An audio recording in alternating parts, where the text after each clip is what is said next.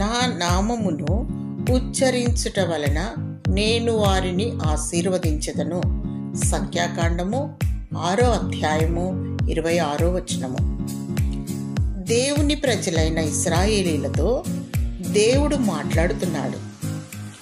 నా నామము ఉచ్చరించుట వలన లేదా నా నామమును పలుకుట వలన, నా నామమున ప్రార్థించుట వలన నేను వారిని ఆశీర్వదించెదను. నా నామము అనేది చాలా శ్రేష్టమైనది.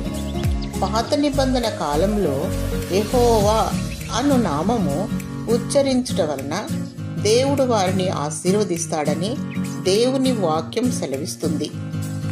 ఆ నామం ఎంతో శ్రేష్టమైనది. నా నామము ఎంతో ఉన్నతమైనది. నా నామమునకు చెందవలసిన ఘనతను, మహిమను వేరొకరికి పోనిచ్చువాడను కాదు అంటున్నారు ప్రభువైన యేసుక్రీస్తు వారు. నా నామము భూలోకములో అన్నిటికంటే శ్రేష్టమైనది, ఉన్నతమైన నామము. నామము అనగా పేరు.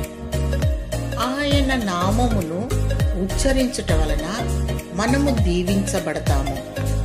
ఆయన నామమును బట్టి ప్రార్థించే వారి గుంపులో నీవు ఉండాలని, నీవు బహుగా ఫలించి ఆశీర్వదించబడాలని నిన్ను మెండైన దీవెనలతో దేవుడు నిన్ను ఆశీర్వదించునుగాక. ఆమేన్.